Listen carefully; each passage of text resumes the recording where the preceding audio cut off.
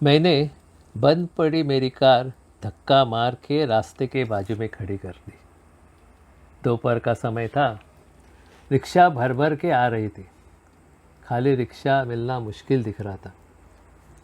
मेरे घर के बाजू में आखिरी स्टॉप वाली बस आते हुए मैंने देखी। स्टॉप पे दौड़कर मैं बस में चढ़ा। सच देखे तो बस के भीतर की भीड़ देखकर परेशानी हुई। बैठने के लिए जगह नहीं थी। इतने में एक सीट खाली हो गई। मेरे आगे खड़ा हुआ आदमी सहजता से खाली सीट पर बैठ सकता था, लेकिन उसने सीट मुझे बैठने के लिए दी। अगले स्टॉप पर मैंने देखा उस आदमी ने उसे मिलने वाली सीट दूसरे को दी। पूरे सफ़र में उसने 4 बार उसे मिलने वाली सीट दूसरे को दे दी। वैसे आदमी सीधा सामान्य दिख रहा था, मतलब कहीं से मजदूरी करके शायद वो अपने घर लौट रहा था। आखिरी स्टॉप आया। हम सब नीचे उतरे। उत्सुकतावश जल्दी जल्दी 2-4 कदम डाल के मैं उसके पास पहुंचा। उसे पूछा, 4-5 बार आपने अपनी सीट दूसरे को दी, क्यों? क्या कारण है?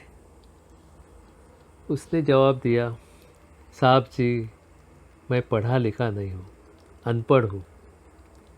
एक जगह कम पैसों में मजदूरी करता हूँ।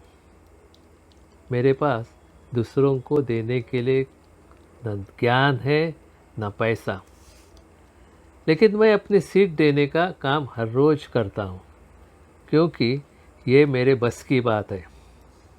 दिन भर खड़े खड़े काम करने के बाद और थोड़ी देर खड़े रहना मेरे लिए मामूली सी बात है।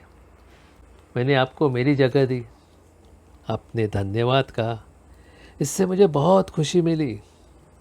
मैं किसी के काम तो आया हूँ, किसी को मैं कुछ तो दे सका।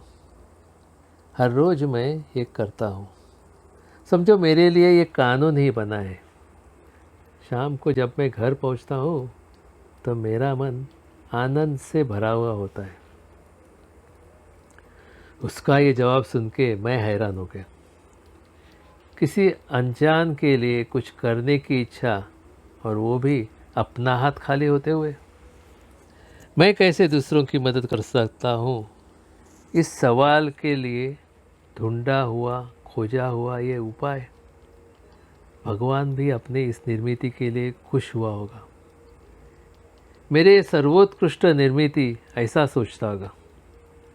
खुद को बहुत होशियार शिक्षित समझने वाला मैं उसके सामने सर झुकाकर खुद का परीक्षण करने लगा। कितनी सरलता से उसने समाधान ढूंढ निकाला।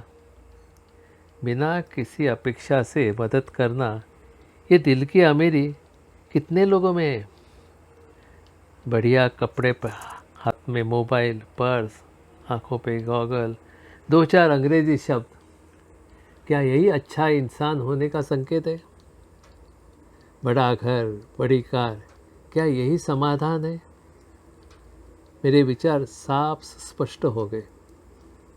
कोई कब कहाँ हमें अच्छी सीख देगा, इसका अनुमान लगाना बहुत ही कठिन है।